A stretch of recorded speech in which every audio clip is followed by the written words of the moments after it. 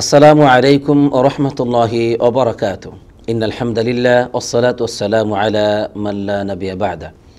সুপ্রিয় দর্শক শ্রোতা, আমরা মসজিদ নববীর খুতবার অনুবাদ শুরু করছি। আজকের খতিব হচ্ছেন ফজিলাতুশ শেখ আব্দুল্লাহ বিন আব্দুর রহমান আল বুআইজান হাফিজাহুল্লাহ। যে বিষয়ে তিনি মুসলিম উম্মার জন্য খুতবাটি পেশ করেছেন তা হচ্ছে রাষ্ট্রীয় সম্পদের নিরাপত্তার বিধান। বিষয়টি খুবই গুরুত্বপূর্ণ, কেননা রাষ্ট্রীয় সম্পদ যে একটি বড় আমানত, এই আমানতের খেয়ানত প্রায় অধিকাংশ মানুষ দেখা যায় রাষ্ট্রের দায়িত্ব পাওয়ার পর করে থাকে। এটা যে কত ভয়াবহ অপরাধ, এর শাস্তি কত যে ভয়ঙ্কর, এ বিষয়ে অধিকাংশ মুসলমান আমরা উদাসীন এবং গাফেল। তাই সম্মানিত খতিব সাহেব রাষ্ট্রের সম্পদের নিরাপত্তার বিষয়টি গুরুত্ব দিয়ে অত্যন্ত সুন্দর করে কোরআন এবং সুন্নাহ থেকে আলোচনাটি পেশ করেছেন। আমরা মন দিয়ে শোনার চেষ্টা করব। আল্লাহ তাআলা আমাদের সবাইকে যেন বুঝার এবং আমল করার তৌফিক দান করেন, আমিন। সম্মানিত খতিব সাহেব তিনি সর্বপ্রথমেই আল্লাহ রাব্বুল আলামিনের প্রশংসা করেছেন, এরপরে রাসূলুল্লাহ সাল্লাল্লাহু আলাইহি ওয়াসাল্লামের উপর দরুদ পাঠ করে তিনি মুসলিম উম্মাকে তাকওয়া নসিহত করেছেন। এরপর তিনি একটি ভূমিকা পেশ করেছেন যে এই পার্থিব জগৎ আসলেই এটা হচ্ছে সুমিষ্ট ও সবুজ শ্যামল, অর্থাৎ এখানে রয়েছে চাকচিক্যতা এবং আকর্ষণীয় সকল কিছু। আল্লাহ রাব্বুল আলামিন এই পার্থিব জগতেই, এই দুনিয়াতেই তোমাদেরকে প্রতিনিধি বানিয়েছেন, আর তিনি দেখে নিচ্ছেন তোমরা কিভাবে আমল করো, তোমাদের কর্মকাণ্ড কেমন।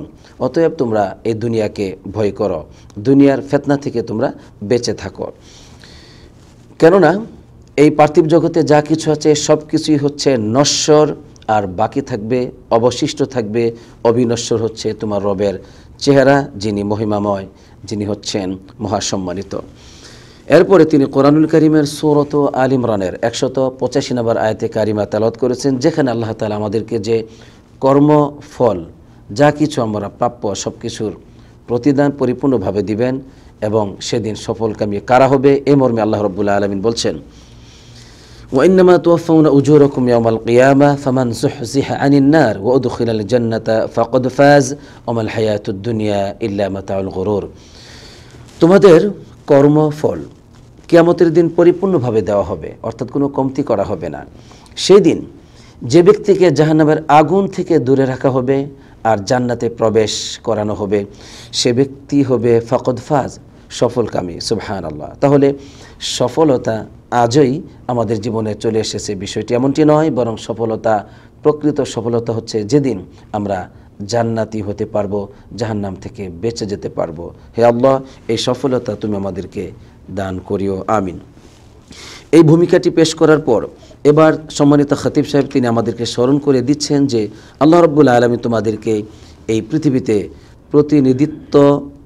প্রতিনিধি বানিয়েছেন। আর কোরআনুল কারীমের ও আয়াতে কারিমা আমাদেরকে তিনি জানিয়েছেন যে যখন আল্লাহ রাব্বুল আলামিন আদম আলাইহিস সালামকে সৃষ্টি করার সময় ফেরেশতাদেরকে বলেছিলেন যে স্মরণ করো ওই সময়ের কথা। আল্লাহ রাব্বুল আলামিন যখন, তোমার রব যখন বললেন ফেরেশতাদেরকে যে আমি পৃথিবীতে প্রতিনিধি সৃষ্টি করব, তখন ফেরেশতাগণ বললেন আতাজালু ফিহা মান ইউফসিদু ফিহা ওয়া ইয়াসফিকুদ দিমা, যে আপনি এমন জাতি সৃষ্টি করবেন যারা এই পৃথিবীতে ফাসাদ সৃষ্টি করবে, রক্তপাত ঘটাবে। ওয়া নাহনু নুসাব্বিহু বিহামদিকা ওয়া নুকদ্দিসু লাক, আমরা তো আপনার পবিত্রতা ঘোষণা করছি, আপনার মহিমা বর্ণনা করছি। তখন আল্লাহ তাআলা তাদেরকে বলেছিলেন ক্বালা ইন্নী আ'লামু মা লা তা'লামুন, আমি যা জানি তোমরা তা জানো না। সূরাতুল বাকারার 30 নম্বর আয়াতে কারিমায় এই ঘটনাটি এসেছে। এই আয়াত দ্বারা আমাদেরকে তিনি এটাই বুঝাচ্ছেন যে আল্লাহ তাআলাই তোমাদেরকে এই পৃথিবীতে প্রতিনিধিত্ব দিয়েছেন, তোমরা পৃথিবীতে প্রতিনিধি, তোমরা পৃথিবী আবাদ করবে, পৃথিবী পরিচালনা করবে, এই দায়িত্ব আল্লাহ তাআলা তোমাদেরকে দিয়েছেন। এবার ইমাম সাহেব তিনি তার মূল বক্তব্যে প্রবেশ করলেন এ কথা বলে, আইয়ুহান নাস আল ইস্তিখলাফ ফিল আরদি মাসউলিয়া, হে মানব জাতি, এই পৃথিবীতে প্রতিনিধিত্ব পালন করা এটা হচ্ছে এমন একটি দায়িত্ব যে এই দায়িত্বের মধ্যে অবশ্যই আমানত থাকতে হবে। কেননা এটা হচ্ছে এমন একটি বড় আমানত যে এই আমানত আল্লাহ রাব্বুল আলামিন আকাশের উপর, জমির উপর এবং পাহাড় পর্বতমালার উপর দিতে চেয়েছিলেন। পেশ করেছিলেন, কিন্তু তারা সবাই অস্বীকার করেছে এই আমানতকে বহন করার ক্ষেত্রে। যা আল্লাহ রাব্বুল আলামিন সূরাতুল আহজাবের 72 নম্বর আয়াতে কারিমায় বলছেন, ইন্না আরাদনাল আমানাতা আলাস সামাওয়াতি ওয়াল আরদি ওয়াল জিবাল, আমি তো আমানতকে আকাশের উপর, পৃথিবীর উপর এবং ওয়াল জিবাল পাহাড় পর্বতমালার উপর পেশ করেছিলাম। তখন তারা সবাই ফাআবাইনা আইয়াহমিলনাহা, এটাকে বহন করতে অস্বীকার করলো, ও আশফাকনা মিনহা, এবং তারা এতে ভীত সন্ত্রস্ত হলো, শঙ্কিত হলো, ও হামালাহাল ইনসার, আর মানব জাতি এই আমানতকে গ্রহণ করলো।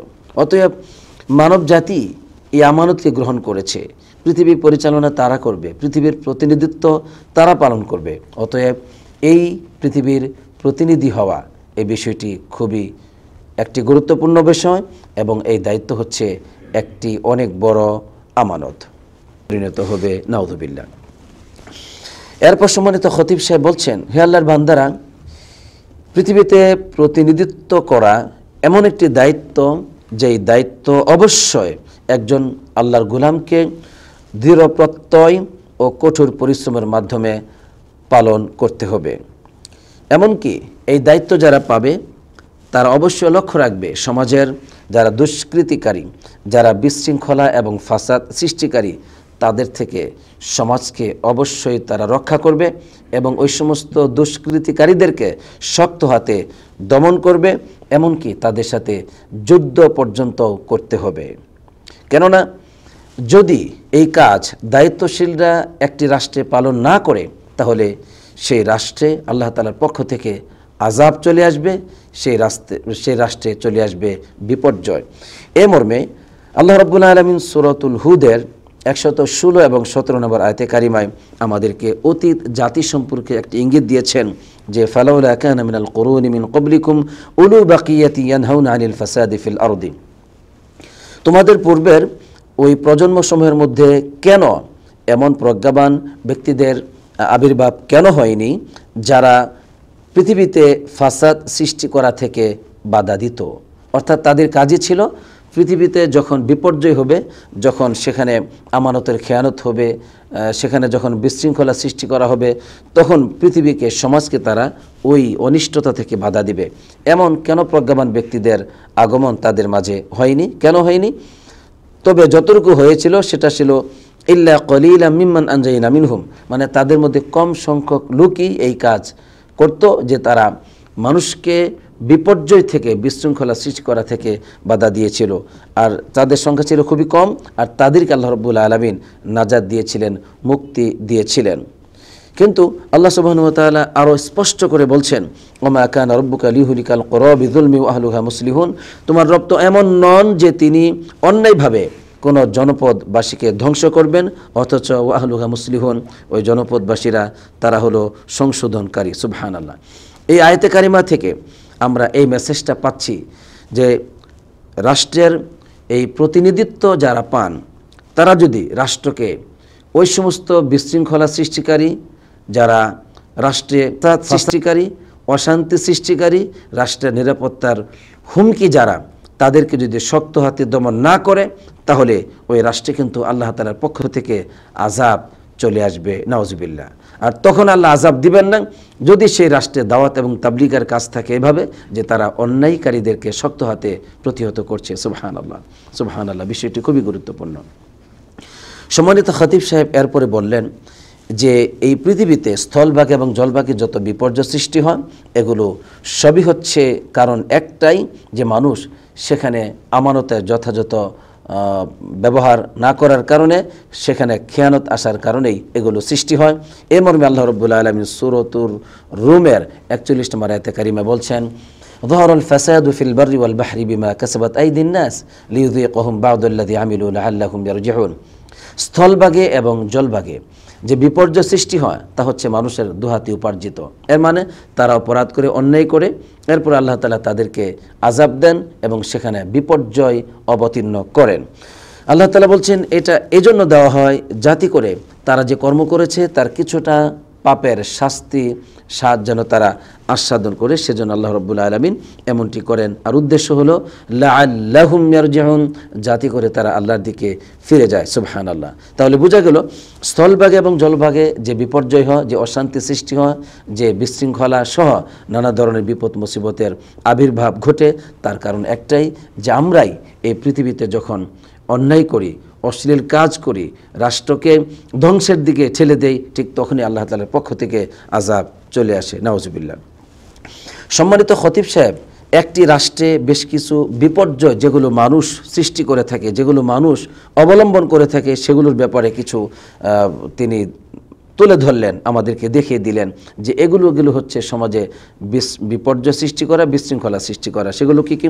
একটি হলো প্রতারণা করা, জালিয়াতি করা, এরপরে ঘুষ খাওয়া, আত্মসাৎ করা, প্রতারণা করা, ষড়যন্ত্র করা, দুর্নীতি করা এবং রাষ্ট্রীয় সম্পদকে অন্যায়ভাবে অপব্যবহার করা, বেআইনিভাবে তাকে ভোগ করা। এগুলো সবই হচ্ছে রাষ্ট্রের মধ্যে যে ফাসাদ আছে, রাষ্ট্রের মধ্যে যে বিপর্যয় আছে, তারই আলামত এগুলো। নাউজুবিল্লাহ। এই সমস্ত পাপগুলো, অন্যায়গুলো এমন যে এগুলো যে কোনো রাষ্ট্রের উন্নতি এবং অগ্রগতির পথে ব্যাপকভাবে বাধা সৃষ্টি করে এবং জনগণের নিরাপত্তার উপর একটি হুমকি হিসাবে কাজ করে থাকে। নাউজুবিল্লাহ। যা মোটেও আল্লাহ রাব্বুল আলামিন পছন্দ করেন না। এ মর্মে আল্লাহ রাব্বুল আলামিন সূরাতুল কসাসের ৭৭ নম্বর আয়াতে কারিমা বলছেন, আল্লাহ রাব্বুল আলামিন বলছেন, ইন্নাল্লাহা লা ইউহিব্বুল মুফসিদিন, আল্লাহ রাব্বুল আলামিন কোনো ফাসাদ সৃষ্টিকারীদেরকে পছন্দ করেন না। এরপর সম্মানিত খতিব সাহেব বলছেন, প্রতিনিধিত্ব পালন করা পৃথিবীতে এটা হচ্ছে একটি পরীক্ষা। অবশ্যই যারা এই প্রতিনিধিত্ব পাবে তাদের উচিত মুহাসাবাতুন নাফস, তারা নিজেরাই আত্মা পর্যালোচনা করবে, তারা ভালো করছে না মন্দ করছে, এবং সেই সাথে মুরাকাবাতুল্লাহি আযজা ওয়া জাল্লা, তাদের মধ্যে এটাও থাকতে হবে, আল্লাহ তাআলার ভয় থাকতে হবে। অন্যথায় তারা কোনো অবস্থাতেই এই আমানতকে রক্ষা করতে পারবে না। আর কিয়ামতের দিন এমন একটি ভয়াবহ পরিস্থিতির সৃষ্টি হবে যে মানুষ তারা 5টি প্রশ্নের জবাব দেওয়া পূর্ব পর্যন্ত কোনো অবস্থাতেই তারা তাদের পাকে সামনের দিকে নিয়ে যেতে পারবে না, তারা একটু নাড়াচাড়া করতে পারবে না। তার প্রথমটি হচ্ছে 5টির, যে তার জীবন কোন পথে ব্যয় করেছে, 2 তারা যৌবনকালকে কোন পথে ব্যয় করেছে, 3 হচ্ছে সম্পদ কোন পথে অর্জন করেছে, 4 হচ্ছে তারা কোন পথে এই সম্পত্তিকে খরচ করেছে, 5 হচ্ছে তারা যা জেনেছে কতটুকু এর উপর আমল করেছে। এজন্য এই আমানত রক্ষা না করলে আখিরাতে জবাব দেওয়া আমাদের জন্য খুবই কঠিন হয়ে যাবে। সম্মানিত খতিব সাহেব আরও বললেন যে প্রতিনিধিত্ব পালন করা এটা হচ্ছে একটি নিয়ামত, এই নিয়ামতের শুকর আদায় করা উচিত। সেটা কিভাবে? সেটা হচ্ছে যে রাষ্ট্রীয় সম্পদকে পরিমিতভাবে ব্যয় করা, কোনো অপচয় না করা এবং নিয়ামতের যথাযথ হেফাজত করা, কোন অবস্থাতে রাষ্ট্রীয় কোনো সম্পদকে বিনষ্ট না করা। কেননা যখনই রাষ্ট্রীয় কোনো সম্পদকে বিনষ্ট করা হবে, কুফরি করা হবে, তখন তাদের উপর আযাব চলে আসবে, কেননা সেটা হচ্ছে নাশুকুরের অন্তর্ভুক্ত। এ মর্মে আল্লাহ রাব্বুল আলামিন বলছেন, লা ইন শাকারতুম লাযীদান্নাকুম, যদি তোমরা নিয়ামত পাওয়ার পরে শুকর আদায় করো, অবশ্যই অবশ্যই আমি আল্লাহ রাব্বুল আলামিন নিয়ামতকে বাড়িয়ে দেব। আর যদি কুফরি করো তাহলে জেনে রেখো, ইন্না আযাবি লাশাদীদ, আমার আযাব অত্যন্ত কঠিন। এসব কথাগুলো বলার পর সম্মানিত খতিব সাহেব এবার বলছেন যে আমাদের ইসলাম সর্বদাই রাষ্ট্রীয় সম্পদকে রক্ষা করার ব্যাপারে অত্যন্ত গুরুত্ব দিয়েছে। কেমন গুরুত্ব দিয়েছে? যে মৌলিক 5টি অধিকার আছে সেগুলোর মতোই গুরুত্ব দিয়েছে। সেই 5টি অধিকার যেমন জানের হেফাজত, এরপরে সম্মানের হেফাজত, মানুষের বিবেকের হেফাজত, দিনের হেফাজত এবং সম্পত্তির হেফাজত। তাই এই সম্পত্তিকে সুরক্ষা করার বিষয়টি ইসলামের কাছে খুবই গুরুত্বপূর্ণ। এজন্যই যারা রাষ্ট্রীয় সম্পদকে সঠিকভাবে ব্যবহার করবে না, সুরক্ষা করবে না, তারা অবশ্যই আত্মসাৎকারীদের অন্তর্ভুক্ত হবে। আর আত্মসাৎকারীর শাস্তি কিয়ামতের মাঠে খুবই ভয়াবহ। এ মর্মে আল্লাহ রাব্বুল আলামিন সূরা আল ইমরানের 161 নম্বর আয়াতে কারিমে বলছেন, ওমা ইয়াগুলু লিআতি বিমা গাল্লা ইয়াউমাল কিয়ামা, কিয়ামতের মাঠে যে ব্যক্তি আত্মসাৎ করবে সে ব্যক্তি কিয়ামতের মাঠে অবশ্যই উপস্থিত হবে। বিমা গাল্লা ইয়াউমাল কিয়ামা, ওইটা নিয়ে যা সে আত্মসাৎ করেছে ওইটা নিয়েই উপস্থিত হবে। আর সেদিন সুম্মা তুওয়াফা কুল্লু নাফসিম মা কাসাবাত, প্রতিটি আত্মা যা কিছু অর্জন করেছে তার প্রতিফল পুরস্কার পরিপূর্ণভাবে দেওয়া হবে। ওহুম লা ইউজলামুন, তাদের উপর কোনো জুলুম করা হবে না। অতএব যে কোনো ব্যক্তি রাষ্ট্রের কোনো কিছু আত্মসাৎ করবে, সেটা নিয়েই সে কিয়ামতের মাঠে উপস্থিত হবে। নাউযুবিল্লাহ। রাসূলুল্লাহ সাল্লাল্লাহু আলাইহি সাল্লাম তিনি পরিষ্কারভাবে জানিয়ে দিয়েছেন আত্মসাৎকারীদের যে ভয়াবহ একটি চিত্র হবে কিয়ামতের মাঠে। সেই চিত্রটি তুলে ধরলেন এইভাবে, যা মুসনাদে আহমদে এসেছে। আল্লাহ রাসূল সাল্লাল্লাহু আলাইহি ওয়াসাল্লাম বলছেন, ইয়াকুমুল গুলুল, তোমরা সতর্ক থাকো আত্মসাৎ করা থেকে, কেননা ফাইন্নাহু আরুন ওয়া খিজিউন, আত্মসাৎ করা এটা হচ্ছে একটি লজ্জার ব্যাপার, অপমান এবং লাঞ্ছনার ব্যাপার, এবং এটা হচ্ছে কলঙ্কের একটি কারণ কিয়ামতের মাঠে যে ব্যক্তি এমনটি করবে। নাউজুবিল্লাহ। অতএব এই আহালরা, এই সমস্ত আত্মসাৎকারীদের আহালরা অবশ্যই কিয়ামতের মাঠে অপমানিত ও লাঞ্ছিত হবে। এমনকি আত্মসাৎ করার মাধ্যমে যে সমস্ত রক্ত এবং মাংস বৃদ্ধি পাবে, এগুলো সবই জাহান্নামে যাওয়ার উপযুক্ত। এই মর্মে রাসূলুল্লাহ সাল্লাল্লাহু আলাইহি ওয়াসাল্লাম বলেছেন এক সাহাবাকে, ইয়া কাআব ইন্নাহু লা ইয়াদখুলুল জান্নাতা লাহমুন ওয়া দামুন, জান্নাতে প্রবেশ করবে না ওই গোশত এবং ওই রক্ত, নাবাতা আলা সুহতিন, যা আত্মসাতের উপর, যা হারামের উপর এগুলো লালিত পালিত হয়েছে। আন-নারু আওলা বিহি, জাহান্নামী হচ্ছে ওই রক্ত এবং ওই মাংসের অধিক উপযুক্ত জায়গা। নাউজুবিল্লাহ।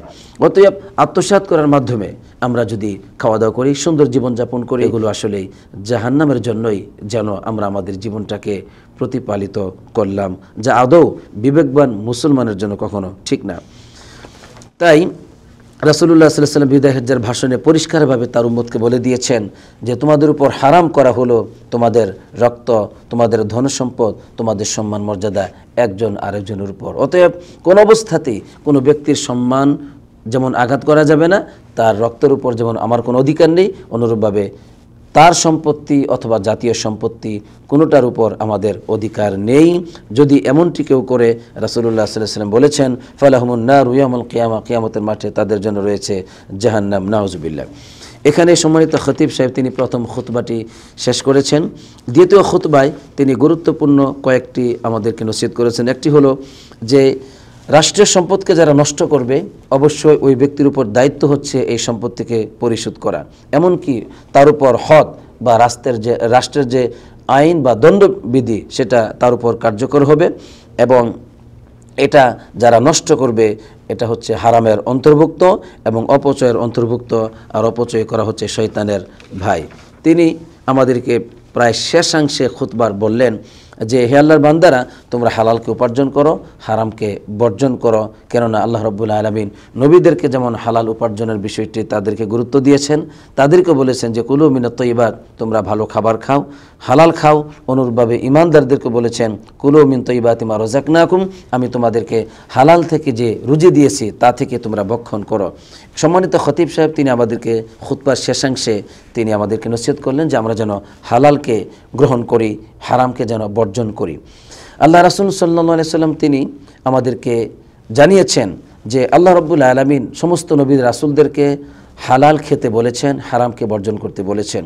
অনুরূপভাবে সমস্ত ইমানদারদেরকে বলেছেন ইয়া আইয়ুহাল্লাযীনা আমানু কুলু মিন তাইয়্যিবাতি মা রাযাকনাকুম, হে বিশ্বাসীগণ তোমরা আমি তোমাদেরকে যে পবিত্র রিজিক দিয়েছি, হালাল দিয়েছি, তা থেকে তোমরা খাওয়া দাওয়া করো। এই জন্য সমস্ত নবী রাসূলদেরকে আল্লাহ আদেশ করেছেন, মুমিনদেরকে আদেশ করেছেন আমরা সবাই যেন হালাল খাই, হারামকে যেন আমরা বর্জন করি। কেননা হারাম যদি আমরা বর্জন না করি, তাহলে এই হারাম পোশাক, হারাম খাবার, হারাম পানীয় বস্তু দিয়ে যদি আল্লাহর কাছে দোয়া করি, তাহলে এই দোয়া আমাদের কখনো কবুল হবে না।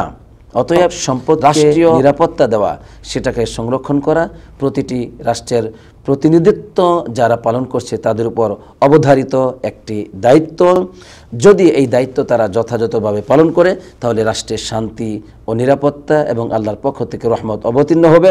অন্যথায় তারা যদি এই দায়িত্ব যথাযথভাবে পালন না করে, রাষ্ট্রের যারা বিপর্যয় সৃষ্টি করে তাদেরকে যদি শক্ত হাতে দমন না করে, এই আমানতকে তারা যদি রক্ষা না করে, তাহলে সেখানে আল্লাহর পক্ষ থেকে আযাব চলে আসবে, সেখানে বিপর্যয় চলে আসবে। এগুলো থেকে আল্লাহ তাআলা আমাদের সবাইকে হেফাজত করুক। পরিশেষে আমরা সবাই যারা রাষ্ট্রীয় দায়িত্বে আছি এবং রাষ্ট্রীয় দায়িত্বে যারা নাই, এই পৃথিবীতে যারা আমরা আছি এবং আবাদ করছি, তাদের সবার উচিত হারামকে বর্জন করা, হালালকে গ্রহণ করা। আল্লাহ সুবহানাহু ওয়া তাআলা আমাদের সবাইকে যা শুনলাম এর উপর আমল করার তৌফিক দান করুক, আমিন। আসসালাতু ওয়াসসালামু আলা নবিয়িনা মুহাম্মদ ওয়া আলা আলিহি ওয়া সাহবিহি আজমাইন।